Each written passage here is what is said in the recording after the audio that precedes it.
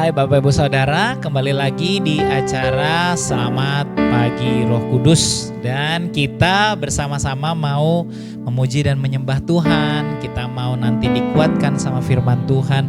Saya percaya ini akan mengawali hari kita dengan luar biasa. Ini akan memboosting ya setiap pengharapan kita, membangkitkan jiwa kita sehingga memenuhi hati dan pikiran kita dengan sukacita dan damai sejahtera. Mungkin gak ngilangin masalah, tapi mengubahkan kita untuk mengalahkan setiap masalah. Amin. Mari kita datang pada Tuhan, kita bawa pengharapan kita kepadamu Tuhan, yang jadi sahabat terbaik kami. Daripadamu kami belajar mengasihi, daripadamu kami belajar kasih yang tanpa syarat. Daripadamu Tuhan kami belajar berpengharapan sekalipun gak ada dasar berharap. Daripadamu Tuhan kami melihat bahwa tantangan kami tidak lebih besar dari kuasa-Mu, penyediaan-Mu, anugerah-Mu. Terima kasih Tuhan. Kami terima kasih karunia-Mu. Mari kita sembah Tuhan.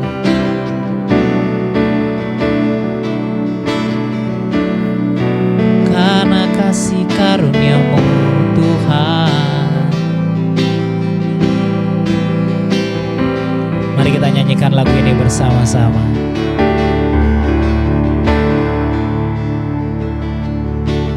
Kasih karunia yang telah Kau berikan tak dapat tergantikan oleh harta.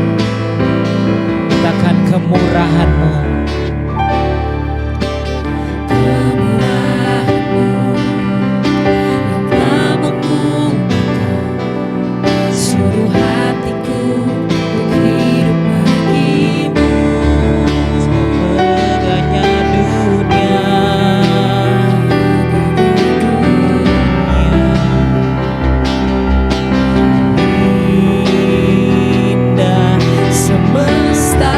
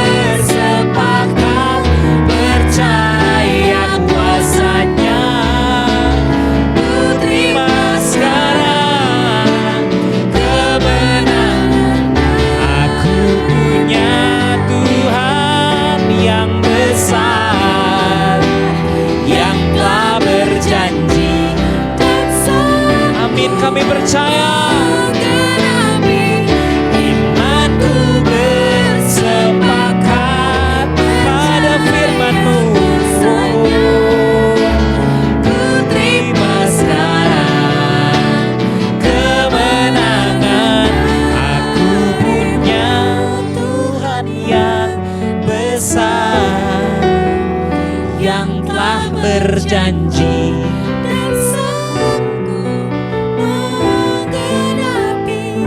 Imanku bersepakat, percaya kuasanya, ku terima sekarang. Mari kita nyanyikan sekali lagi.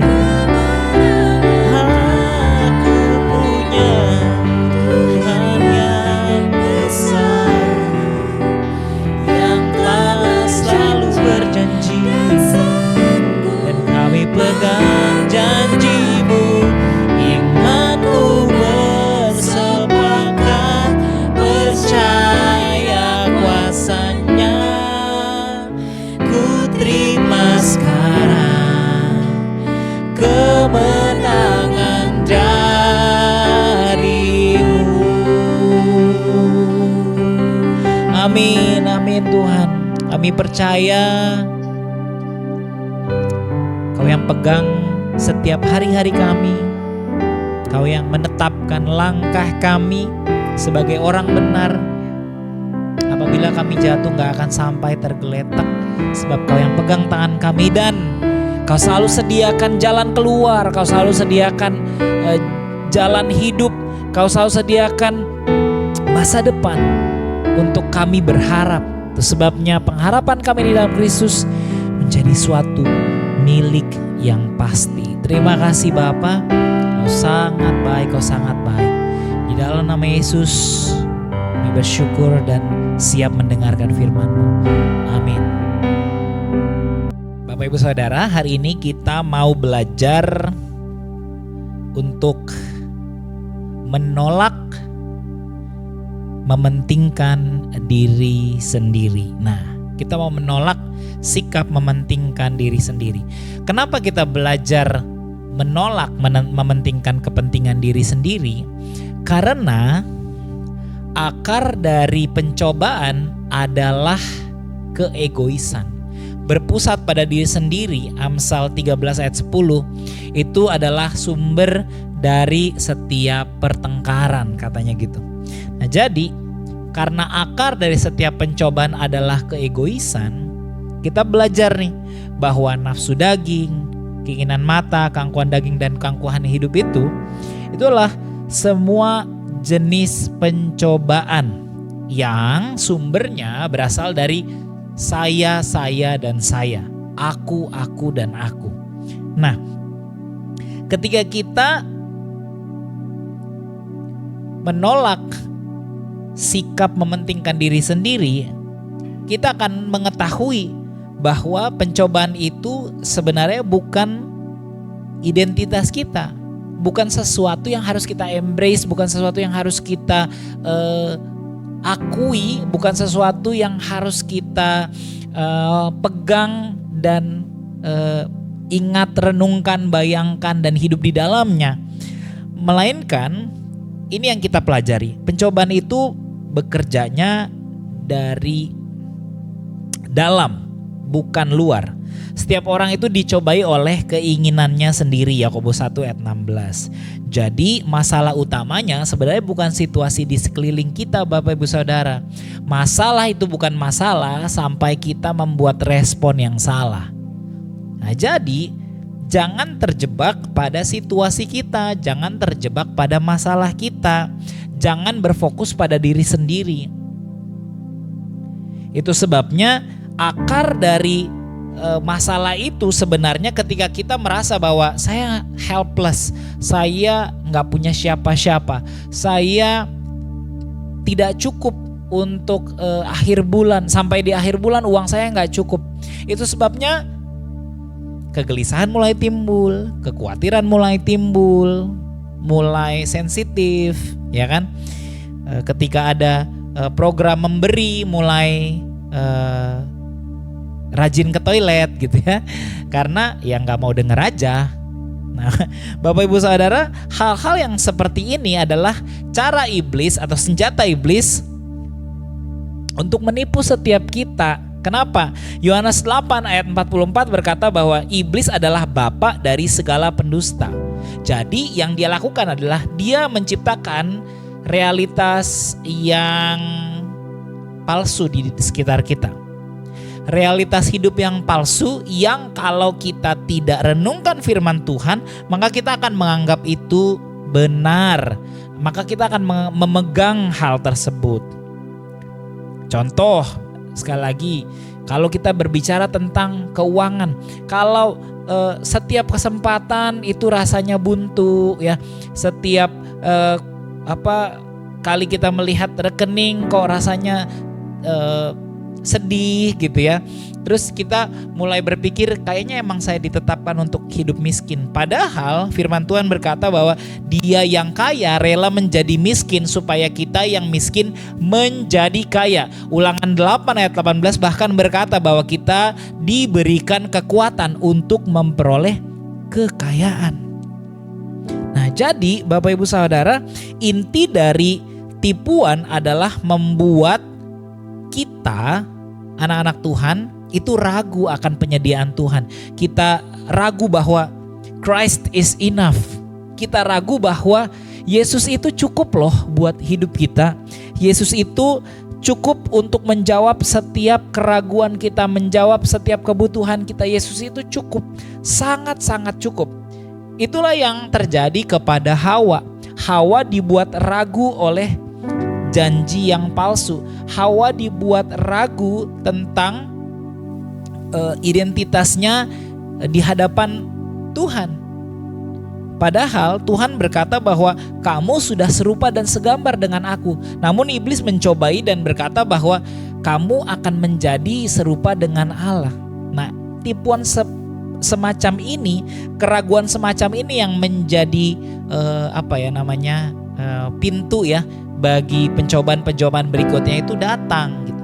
Jangan pernah ragu, teguhkan hatimu. Kamu harus mengerti bahwa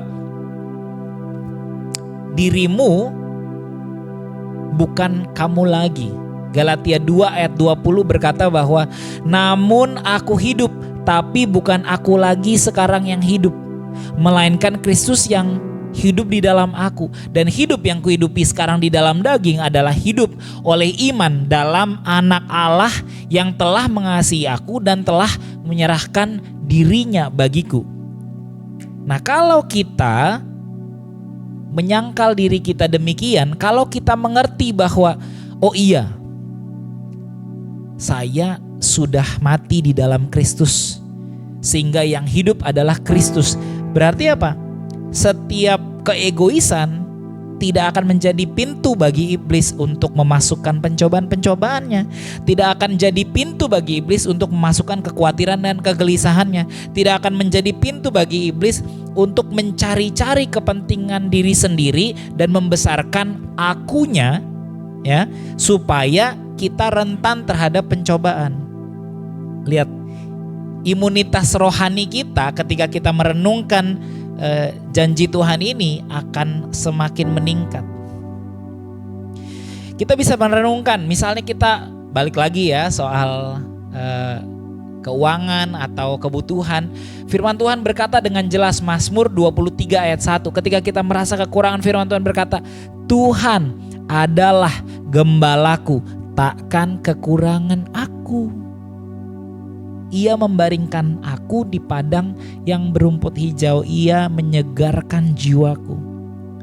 Lihat, ketika kita merenungkan semuanya ini, ketika kita merenungkan janji Tuhan, kita akan percaya bahwa Tuhan itu cukup.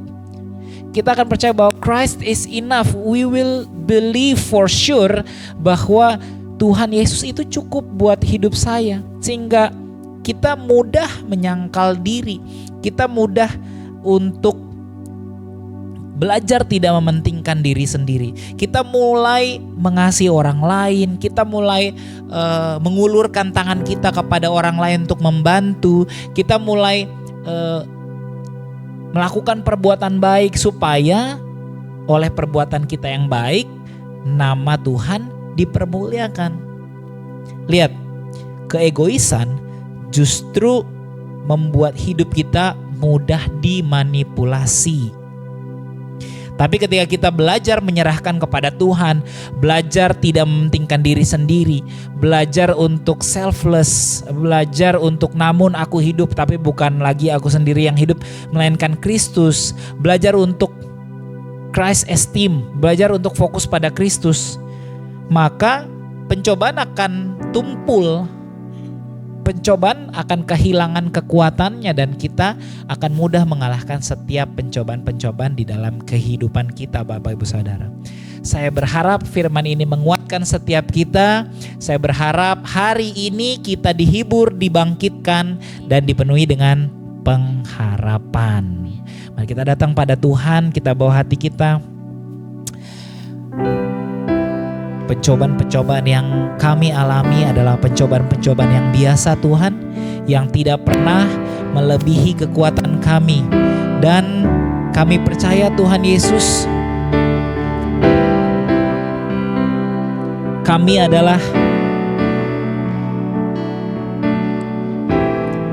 anak kesayangan-Mu, dan yang hidup di dalam kami adalah Kristus, bukan kami lagi Tuhan.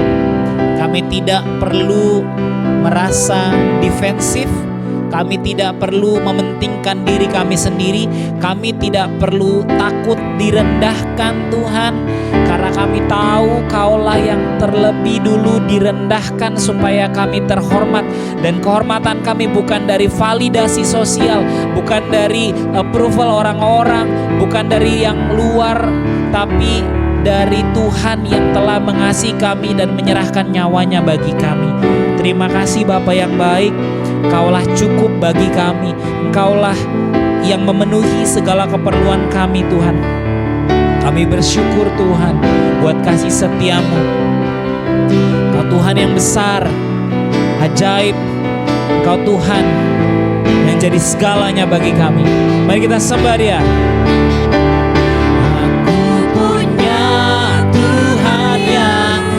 Besar yang telah berjanji dan sanggup menggenapi. Imanku bersepakat percaya kuasa-Nya.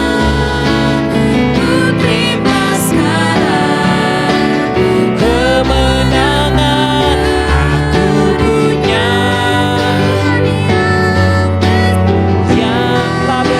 yang telah berjanji dan sanggup menggenapi.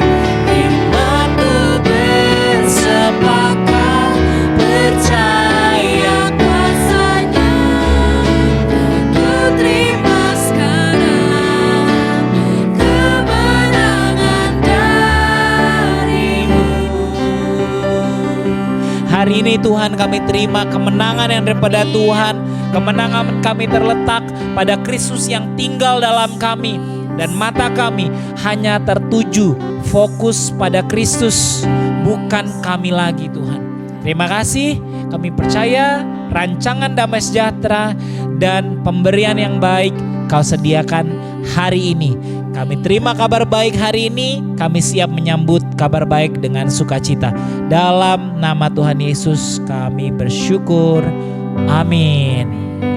Bapak Ibu Saudara, kalau Anda dikuatkan, kalau Anda dipulihkan, kalau Anda dihibur dengan firman Tuhan yang Anda dengar dan Anda saksikan, jangan sungkan untuk support pemberitaan Injil ini, karena semua yang kita lakukan ini tidak gratis pastinya. Ada banyak peralatan yang kita gunakan, ada petugas-petugas, ada banyak hal yang kita harus persiapkan sebelum mendeliver video ini. Dan saya percaya kalau Anda berpartisipasi, acara ini akan semakin memberkati banyak orang. Kirimkan pemberian Anda dalam jumlah apapun melalui kris yang ada di layar atau di nomor rekening yang juga tertera di layar atau di kolom description. Jika Anda memiliki pokok doa, jangan ragu untuk tuliskan atau hubungi nomor sekretariat di layar supaya Gereja Tuhan bisa melayani Anda lebih lanjut. Share kebenaran ini, share pemberitaan Injil ini supaya lebih banyak lagi orang bisa dikuatkan. Sampai bertemu di Selamat Pagi Roh Kudus yang berikutnya. Tuhan berkati. Selamat beraktivitas.